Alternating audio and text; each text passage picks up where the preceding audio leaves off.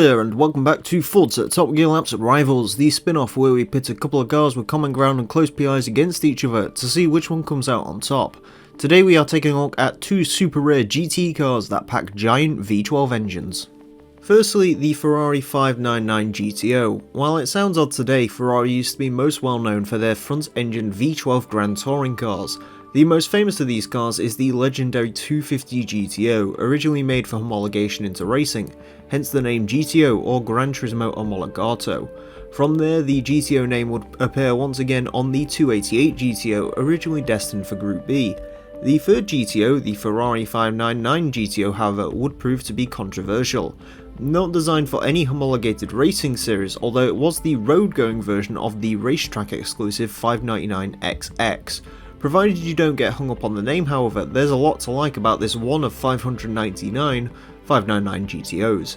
Inside the rather large bonnet, you'll find a 6-litre naturally aspirated V12 with over 110 horsepower per litre, which at the time made it the most powerful Ferrari road car ever, and according to Ferrari themselves, faster than an Enzo around a track. To do that, however, you need more than a big engine, and the hefty 599 went on a typical Ferrari diet. No radio, no carpets, etc. However, that doesn't mean it's light on technology, having a virtual race engineer keeping a track of the car's status at all times, allowing the computers to give you every inch of the car at just the right times. Couple that to an advanced gearbox using 599XX technology and several aerodynamic improvements, and you'll have a 599 that's elevated amongst the others. Just a shame about that name though. Next, the Aston Martin 177. Every now and again in the car world, a concept car will somehow come to life, and this is one such example. The styling is jaw-dropping. From the giant grille to the massively swollen arches and the giant diffuser, it all came together to provide an over-dramatised glimpse of the styling we'd see on the likes of the Vanquish in the near future. The interior also has an exaggerated look, with pronounced flowing lines making it look like you're doing 220 miles per hour before you even turn it on. It's not all about dramatic styling, however. With a naturally aspirated 7.3 litre Cosworth-built V12 engine, a derivative of the 5.9 V12s found in other Aston Martins, it became the most powerful naturally aspirated car ever built. It utilises a heavily reinforced 6-speed automatic, and all that power is sent to the rear wheels. Fortunately, it has adjustable pushrod suspension, a dynamic stability program, and carbon ceramic brakes in order to keep it in check. Just 77 of these unique Aston Martins were delivered, although just 76 are known to exist now. While Aston Martin has a history of unique cars, the 177 stands tall as the one time Aston Martin went completely off the wall. A true concept car come to life. So there you are, two of the rarest V12 cars of the modern era. While many examples of these cars may sit undercover these days, here in Forza we can give them a proper no-guilt run-out. Prepare your ears. So here we are on track then with the 2010 Ferrari 599 GTO, 661 horsepower, 457 foot-pound torque, 3,538 pounds of weight. This is the least powerful car here today, the least torquey car here today, and the heaviest car here today, so this one really is the underdog. However, the 177 has its own issues that we will get into. I quite like the 599 GTO. I'm not a huge fan of the Ferrari 599 in general. I much prefer its 2+2 cousin, the 612 Scaglietti. But it's not a terrible car. It doesn't look terrible. It's sort of starting to look better as time goes on. The GTO is definitely the best looking of the bunch of them. And I like the 599XX because it is 100% mental. Anyways, as far as the 599 GTO goes to drive, well, it's always been a bit of a surprising thought to this one because it's actually pretty darn good to drive. You wouldn't expect it looking in it, especially seeing the weight and the power figures and so on.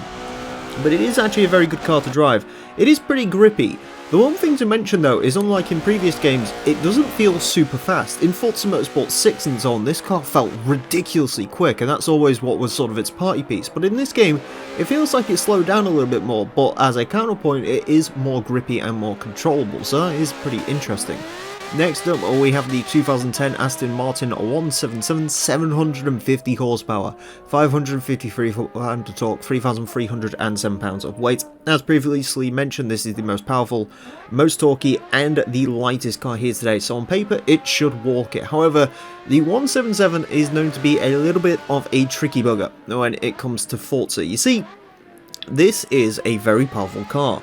However, all of that power has to go to the rear wheels. It doesn't weigh a lot either, and usually in Forza, it does help to have a little bit of weight behind those rear wheels, otherwise you end up with a pretty uncontrollable car. This is the reason why in the past I've not really been much a fan of the 177. Its styling is a little bit too much for me, to be perfectly honest. I much prefer the slightly more contemporary Aston Martins like the Vanquish, although I do appreciate it as a technological achievement, and also the fact that it's mental makes it quite good. But this is actually a pretty good car to drive. Definitely feels light, that is for certain. It is harder to drive than the 599 GTO, it's harder to extract all the performance out of it. This is definitely not a car for beginners. The 599 is more forgiving these days, the 177 is just as unforgiving as always. Do take this car with a pinch of salt should you try to drive it. Onto the times then, and it is the Aston Martin 177, that was the quicker car of today, going 60th place with a 1:15.109, goes in between a McLaren 12C and a McLaren F1, which is really bloody impressive when you consider it. In 67th place we find the Ferrari 599 GTO with 1:15.475. While it doesn't beat out the Aston Martin 177, it is interesting to note that it is actually 0.5 seconds quicker than its successor, the F12 Berlinetta, which is also a pretty darn good car to drive, but it just doesn't quite have the same amount of straight line speed that the GTO has. It'll be interesting to see how it compares against the F12 TDF when we do eventually run that. Anyways, as far as a conclusion for today, which one of these cars do I actually prefer? Well, to be honest, it's a more difficult question than you'd think, because I'm not actually that much a fan of either of these cars. However, if I was forced at gunpoint, it'd be the Ferrari. This is a very impressive car to me. The GTO, despite its weight, despite the way it looks, you'd think looking at the statistics that it'd actually be a pretty poor car to drive these days. However, it is still surprisingly quick. As I said, it is quicker than an F12 Berlinetta. It's quicker than the 458 Italia, which was the mid-engine Ferrari of its time. It's actually not that far off the 488 GTB, which was the successor of that car. Yeah, it's not quite as quick as the Aston Martin, and I do love the Aston Martin 7.3 litre V12, but this car, I don't know, this would be the one I'd choose out of the two. But do let me know down below in the comment section which one of these two you do prefer, and join us next time on Forza Top Gear Laps, where for the main episode we're going to be taking a look at cars from the rest of Europe, which is a catchy title, and join us next time when we're going to be reduced to much cheaper cars as we take a look at two Nissans in an old versus new battle. So join us for that. Until then, farewell.